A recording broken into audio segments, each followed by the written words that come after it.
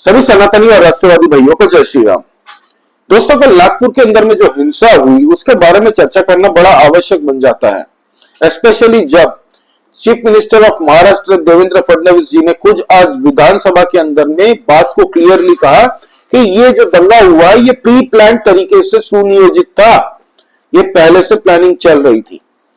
कहा यह जा रहा दोस्तों कि 200 से 300 लोग अचानक से आ गए और पुलिस प्रशासन पे हमला करने लग गए, पथराव करने लग गए हिंदुओं के घर के ऊपर में। जितने भी वहां पे लोकल रेसिडेंट्स थे उनके घरों पे हमले हुए हैं। कई कई इलाकों में दोस्तों उनके दुकानों पे आगजनी हुई है, प्लस उनकी गाड़ियां भी जलाई गई है। हालांकि वहां पे जो कॉमन लोग थे दोस्तों वो कह रहे कि ये जो एरिया है यहाँ पे मुसलमान भी अपनी गाड़ी खड़ी करते हैं, हिंदू भी करते हैं, लेकिन कल जितनी भी गाड़ियां जली सब हिंदुओं की गाड़ियां जली। कुछ लोग ये बता रहे भाजपा के वहां पे जो थे वो बता रहे थे कि बाहर से लोग आए हुए थे आसपास के इलाकों से। नागपुर में दोस्तों ऐसे यूजुअली होता नहीं है। कहा जा रहा है कि कई सालों बाद 1995-98 सालों के बाद में ये दंगा हुआ नागपुर के अंदर में। तो ये कौन लोग थे जिन्होंने दंगा भड़काया दोस्तों, और कौन लोग थे जो अफवाह फैला रहे थे, ये सबकी जांच अब महाराष्ट्र पुलिस करेगी। किसी को भी बख्शा नहीं जाएगा। ये देवेंद्र फडणवीस जी ने क्लियरली एक मैसेज दे दिया है और रिक्वेस्ट किया है कि आप लोग लॉ एंड ऑर्डर को मान के चलिए, कोई मतलब उत्तेजित मत हो जाइएगा। और लॉ एंड ऑर्डर ही तो है जिसने लोगों को रोक के रखा है, ना तो लोगों के अंदर पेशेंस खत्म हो रहा है।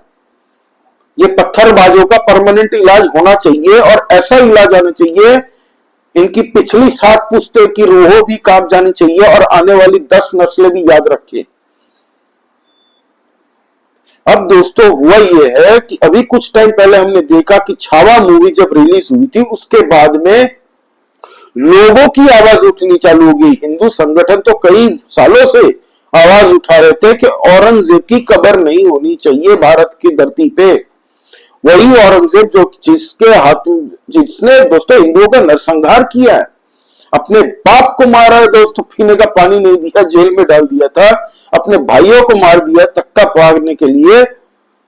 वो औरंगजेब अब कुछ लोगों के दोस्तों हीरो बन गए हैं क्योंकि आइडियोलॉजी मैच करती है। औरंगजेब एक इंसान तो भी था, वो एक आइडियोलॉजी है।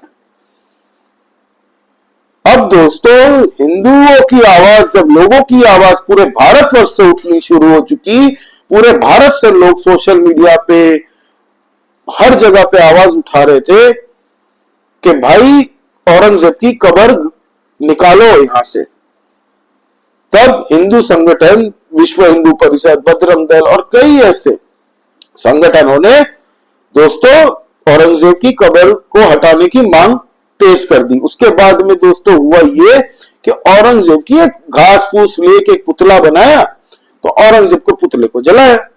ये कहना है कुछ मीडिया चैनल्स का। तो इसमें किसी ने अफवाह फैला दी कि धार्मिक चीजों को जलाया गया, हालांकि ये पूरी तरह से अफवाह थी। ऐसा कुछ हुआ ही नहीं है। पूरी तरह से दोस्तों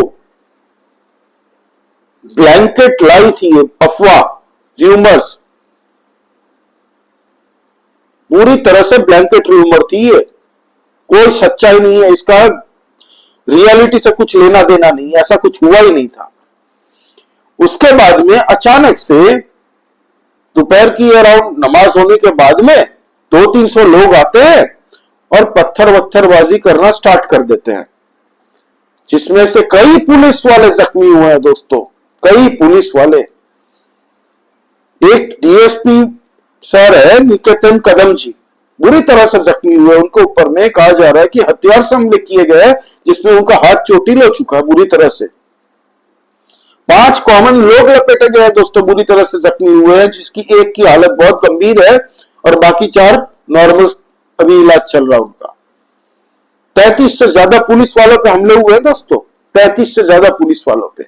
और अचानक से इनके पास में पत्थर आ जाते हैं, इनके पास में तलवारें मिली हैं।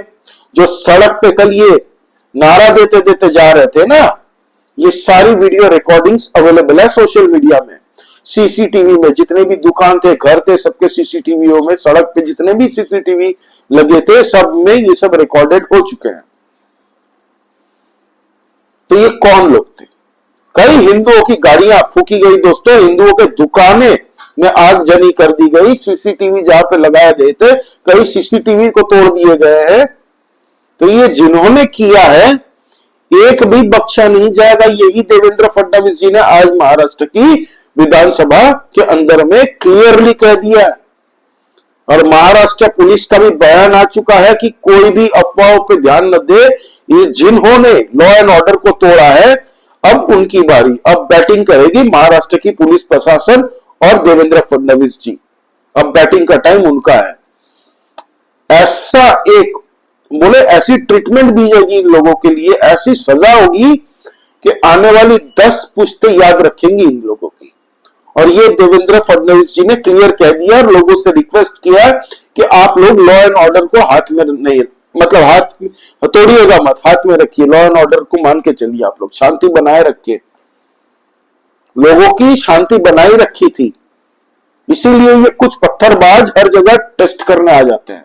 अभी रिसेंटली दंगा हुआ था संभल के अंदर में, पत्थरबाजी करने शुरू कर दी थी इन लोगों ने लोगों के ऊपर में, और पुलिस कर्मियों की ऊपर में बहुत ताबड़तोड़ तरीके से दोस्तों हथियार मिले थे, वहां पे 3 ट्रॉलियां पत्थर मिले थे। ये सब प्री प्लान था, और जिन्होंने प्री प्लान तरीके से इसको करवाया था वो भी पकड़े गए हैं, और इसका फॉरेन कनेक्शन भी मिला है। और पुलिस अभी भी कई लोगों की खोज कर रही है जो भाग गए उत्तर प्रदेश छोड़ के। जो वहां के लोकल लोग थे वो कह रहे थे कि हमारे घर के ऊपर में जब अटैक करने आए थे ये लोग पत्थर से गेटों पे मार रहे थे, तलवार लेके नारा दे रहे थे दोस्तों, गाड़ियां फूंक डाली, कोई नहीं बचेगा।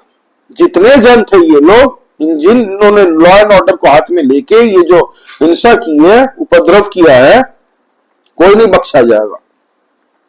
और इस बार Maharashtra is not making any joke. इस बार उनके ऊपर में जो एक्शन बन सकता है सरकार पुलिस प्रशासन के द्वारा, देवेंद्र फडणवीस जी पीछे नहीं हटेंगे। ये अब दोस्तों नागपुर में ही क्यों ये हमला हुआ? 30 मार्च को इंटरेस्टिंगली नरेंद्र मोदी जी पीएम बनने के बाद पहली बार शाखा जा रहे हैं नागपुर। और आपको पता है आरएसएस का हेडक्वार्टर है नागपुर, पूरे भारत में आरएसएस के स्वयंसेवक है हर जगह, लेकिन हेडक्वार्टर नागपुर में है। और 30 तारीख को मोदी जी वहां पे जा रहे हैं, तो कल ये जो हमला हुआ, क्या ये कोई मैसेज था? क्योंकि हमने देखा कि दिल्ली के अंदर में जंतर मंतर में भी एक प्रोटेस्ट हुआ, वक्फ अमेंडमेंट बिल के ऊपर में एक तबका है जो कह रही है कि बिल को पास नहीं किया जाना चाहिए, ये मुसलमानों के हकों की लड़ाई है। और कई ऐसे उसमें से थे जिन्होंने बहुत जबरदस्त तरीके से धमकी दी है पूरे भारत में मेजर कॉन्सिक्वेंसेस के ऊपर में, कि ये अगर हो गया तो बहुत जबरदस्त कॉन्सिक्वेंसेस भुगतना पड़ेगा। इनको भी पकड़ के पूछताछ अब करनी चाहिए सेंट्रल गवर्नमेंट को भी। और इत्तेफाक से ये नागपुर में घटना हुई। संभल में तो अब ये उपद्रवी उत्तर प्रदेश के अंदर में जिंदगी में इनके बाप की भी हिम्मत नहीं है कभी कुछ कर दे, क्योंकि वहां पे योगी आदित्यनाथ जी ने ऐसे उनके अलग से घर वर तोड़ ताड़ दिए हैं, इनको दवाई दे दी है। अब ये नागपुर में जिन्होंने किया है, जो लोकल बोल रहे हैं कि वहां बाहर से लोग आए थे, बहुत जन बाहर से भीड़ इकट्ठा करी गई थी, मास्क पहन के ये लोग पत्थरबाजी कर रहे थे, तो उसके लिए फेशियल रिकॉग्निशन सॉफ्टवेयर भी यूज किया जाएगा। देवेंद्र फडणवीस जी ने क्लियर कर दिया, कोई नहीं बख्शा जाएगा। ये पूरी तरह से दोस्तों ये जो अफवाह उड़ाई गई, ये सब जो बोल रहे हैं ना, देवेंद्र फडणवीस जी ने बोल दिया ये अफवाह उड़ाई गई, उसके बाद में ये दंगा किया। तो किसने उड़ाई, इसकी जांच हो रही है। और महाराष्ट्र पुलिस इस बार पूरी तरीके से चालू में है और तैयारी से जांच कर रही है। जितने भी एरिया में दोस्तों कर्फ्यू लागू कर दिया गया है, पूरी स्थिति अब पुलिस के कंट्रोल में है। अब कोई डरने की बात नहीं है। पुलिस प्रशासन अपनी तरीके से पूरी प्रयास कर रही है। कितने पुलिसकर्मी कल बुरी तरह से जख्मी हुए हैं दोस्तों, सोचिए। तो ये जो लॉ एंड ऑर्डर को मजाक समझते हैं ना भारत के अंदर में, अब इन लोगों का हर एक स्टेट में परमानेंट इलाज ऐसा होना चाहिए, इनके जितने भी आका हैं जो इन्हें भड़काते हैं, इनको पॉलिटिकल संरक्षण देते हैं, ये जो संजय राउत, उद्धव ठाकरे जैसे पॉलिटिशियंस जो है ना भारत के अंदर में, ये लोग इतना पॉलिटिकल कवर देते हैं, इसलिए इनकी हिम्मत बढ़ती है दोस्तों। न तो इनकी हिम्मत ना हो भारत के अंदर कुछ भी मिस एडवेंचर करने का। ये 2% का संजय राउत क्या बोलता है, औरंगजेब की जय जय गाथा गा रहा था 2 दिन पहले। औरंगजेब बड़ा राजा है, औरंगजेब की कब्र को ऐसे कैसे हटा सकते हैं, बड़ी बड़ी बातें कर रहा था, तारीफों के पुल बांधता था, और बाद में रियलाइज हुआ ये मैं क्या बोल गया, बाद में बात घुमा के बोलता है नहीं, छत्रपति संभाजी महाराज और छत्रपति शिवाजी महाराज की हम इज्जत करते हैं, उनके आगे कोई नहीं है।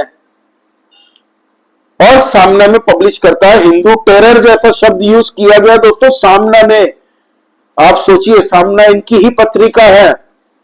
आज बाला साहब जिंदा होते ना तो सबसे पहले संजय राउत का हिसाब करते हैं, ब्लैंक चेक फाड़ देते हैं उनका। और यही संजय राउत उल जुलूल बयान दे रहा है, और उद्धव ठाकरे की पार्टी की तरफ से ही ये माना जाएगा ना भाई। ऐसे पॉलिटिशियन है। अभी देखिए, अभी से विक्टिम कार्ड सोशल मीडिया में कुछ लोग खेलना शुरू हो गया, अभी तो एक्शन स्टार्ट भी नहीं हुआ। कई लोग हिरासत में आ चुके हैं, कुछ लोगों पे एफआईआर भी हो चुकी है दोस्तों, और अभी तो एक्शन स्टार्ट होने वाला है पूरी तरह से। देवेंद्र फडणवीस खुद नागपुर से आते हैं भाई, वो चीफ मिनिस्टर है महाराष्ट्र के। नितिन गडकरी जी खुद आते हैं दोस्तों, सेंट्रल के बहुत बड़े मिनिस्टर है। अमेरिका के पास बॉब द बिल्डर है, तो हमारे पास नितिन गडकरी है जिन्होंने नेटवर्क का जाल बिछाया पूरे भारत में, सड़कें बनाई है, बहुत बड़े नेता है, वो खुद नागपुर से आते हैं। लेकिन आज पूरे भारतवर्ष से लोग गुस्सा है सोशल मीडिया में कि कब तक भाई ये लॉ एंड ऑर्डर तोड़ने वालों का ऐसा इलाज होना चाहिए पूरे भारतवर्ष में कि आने वाली इनकी 10 पुस्तक भी याद रखें। और अब ऐसा ही होगा दोस्तों। देवेंद्र फडणवीस जी ने कह दिया पूरी तरह से कि शांति बनाए रखे, सरकार और प्रशासन अपना काम करेगी पूरी तरह से। महाराष्ट्र पुलिस भी अलर्ट है, और अब एक एक जन पे इन्वेस्टिगेशन हो रही है, जांच हो रही है। जो लोग पकड़े गए हैं उनसे भी लीडें निकलेंगी। इसमें बहुत कुछ विदेशी हाथ है कि नहीं, जिसने भड़काया है। ये लोग अचानक से निकल के दोस्तों अपनी नमाज अता करके निकले थे, तो सब जांच होगी। Each and everything will be followed step by step, और आने वाले वक्त में हमें एक्शन होते दिखेगा। तो एनीवे दोस्तों, आपका इस बारे में क्या कहना है प्लीज आप कमेंट करके बताइए, लाइक कीजिए इस वीडियो को, और प्लीज सब्सक्राइब करिए इस चैनल को। नया चैनल है, आप लोगों की सपोर्ट की बहुत आवश्यकता है। जय श्री राम, और सभी सनातनी और राष्ट्रवादी भाइयों को जय हिंद, वंदे मातरम।